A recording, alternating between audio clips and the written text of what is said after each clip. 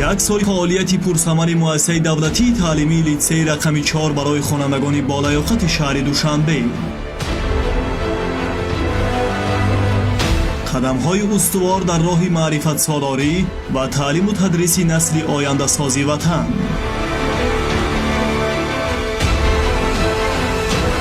شرایط سازگار، آموزگاران صاحب ملکه، صنفخانه‌های برهوا و مجهز با معاصرترین دستگاه و عیانیت‌های تعلیمی.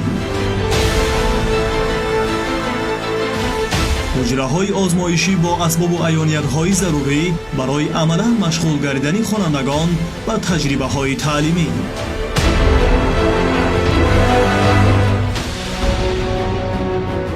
مؤسسه دولتی تعلیمی لیتسه رقم 4 برای خوانندگان بالیاقت شهر دوشنبه خوانندگان صنف‌های 1 تا 11 را برای تحصیل در این تعلیمگاه زمانوی دعوت می‌نماید.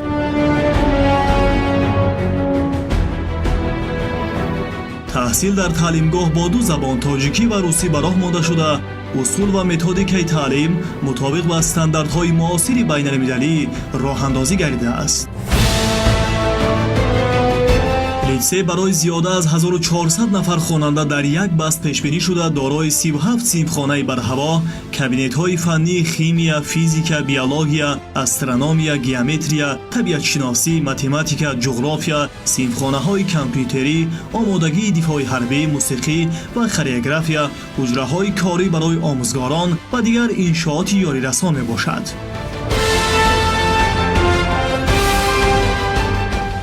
برای آموزش تکنولوژی نوترین صنفخانه‌های مجهز با کامپیوتر و همزمان ویدیو پروژکتور با تخته‌های الکترونی جهتی انجام دادن روند تعلیم مطابق با معیارهای بین‌المللی در لیتسه فراهم است.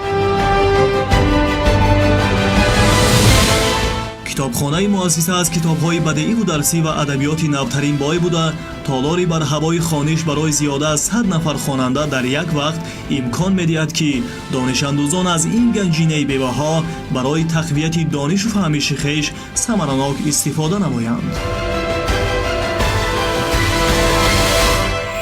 در تعلیمگاه آشخانه بر هوای و دارای 200 جای نشست عمل می‌نماید.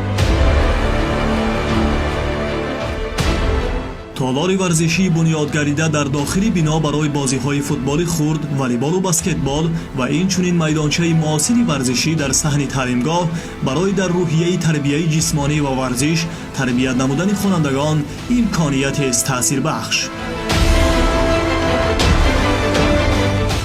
در مؤسسه تعلیمی به هنر آموزی خوانندگان از توجه خاص روانه شده صنفخانه‌های علاهیده تعلیمی مهنت برای پسران و دختران مورد عمل قرار دارند. اینچنین به دوستداران و علاقه‌مندان صنعت تصویری در صنفخانه‌های مخصوص نازوکی‌های رسامی آموزانیده می‌شود.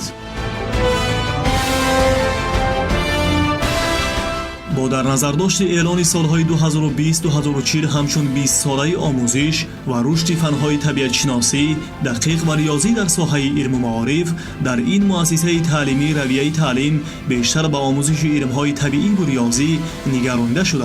این اصول معاصر علم آموزی برای صیقل دادن تفکر تکنیکی خوانندگان مساعدت می‌نماید.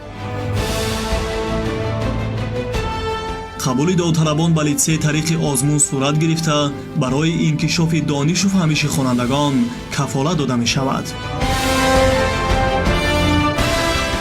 انتخاب مؤسسه دولتی تعلیمی لیتسه رقم 4 برای خوانندگان بالیاقت شهر دوشنبه از جانب شما کفالت آینده درخشان فرزندان شماست.